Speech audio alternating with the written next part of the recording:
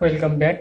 HTML basic to advance টিউটোরিয়ালে সকলকে স্বাগত জানাই। তো তোমরা এর আগের টিউটোরিয়ালে তোমরা দেখেছো যে কেন www world wide web create হয়েছিল এবং আরপানেট সম্পর্কে জেনেছো। প্রথম ওয়েবসাইট কোনটা প্রথম ওয়েবসাইট ছিল সেটা সম্পর্কেও তোমরা জেনেছো। যদি ভিডিওটি না দেখে থাকো তাহলে আই বাটনে ভিডিওর লিঙ্ক দেওয়া আছে, ওটা থেকে চেক করতে পারো। তা নাহলে ডিসক্রিপশানে লিঙ্ক দিয়ে দেবো, সেখান থেকে গিয়ে চেক করতে পারো। তো আজকে জানবো যে একটা ওয়েবসাইট কি দিয়ে গঠিত হয়, কমপ্লিট একটা ওয়েবসাইট কিভাবে গঠিত হয়, মানে কি কি লাগে প্রয়োজন।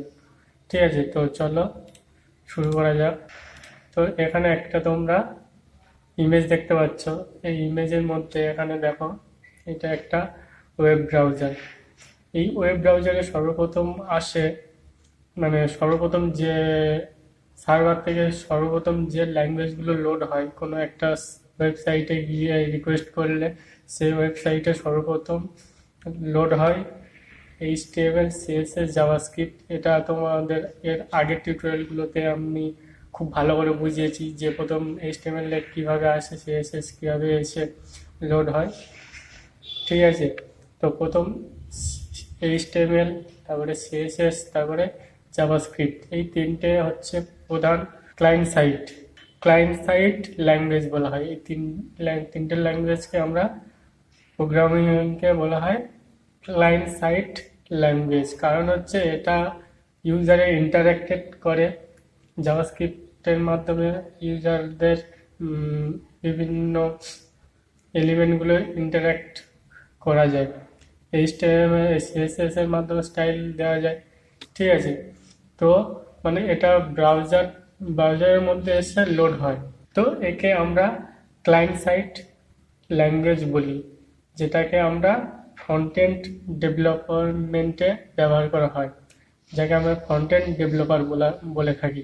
ঠিক আছে, তো ফ্রন্ট এন্ড ডেভেলপমেন্ট শিখতে গেলে প্রথমে HTML, CSS, নেক্সট জাভাস্ক্রিপ্ট, এই তিনটে ল্যাঙ্গুয়েজ শিখতে হবে। তারপরে আসছি ব্যাকএন্ড। ব্যাকএন্ড মানে সার্ভার সাইড, যেটাকে আমরা বলি, মানে সার্ভারে বিভিন্ন রকম কাজকর্ম হয়, মানে সার্ভারে রান হয় যে সমস্ত ল্যাঙ্গুয়েজ, তাকে আমরা সার্ভার সাইড ল্যাঙ্গুয়েজ বলে থাকি, মানে যাকে আমরা ব্যাকএন্ড বলা হয়।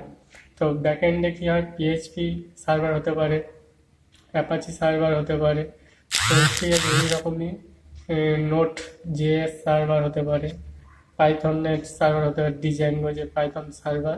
ঠিক আছে, ব্যাকএন্ডে কি হয়, সার্ভার রান হয় এবং তার সঙ্গে ডাটাবেস কানেক্ট থাকে।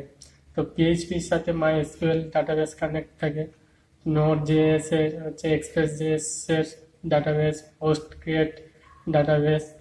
ঠিক আছে, এই সমস্ত ডাটাবেস কানেক্ট থাকে এবং ডিজাঙ্গো সাথে MariaDB অথবা পোস্ট SQL, এই সমস্ত ডাটাবেস কানেক্ট হয়ে একটা ব্যাকএন্ড ডেভেলপমেন্টে এগুলো কাজে লাগে এবং সেটা সার্ভার সাইডে এই সমস্ত ল্যাঙ্গুয়েজ কাজে লাগে।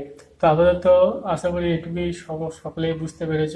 এবারে নেক্সট আসবো যে এদের মধ্যে এই যে ব্যাকএন্ডে যে সমস্ত ল্যাঙ্গুয়েজ, প্রোগ্রামিং ল্যাঙ্গুয়েজ বললাম, এদের মধ্যে সব থেকে মোস্ট সিকিউর ল্যাঙ্গুয়েজ কোনটি এবং সব থেকে দুর্বল ল্যাঙ্গুয়েজ কোনটি।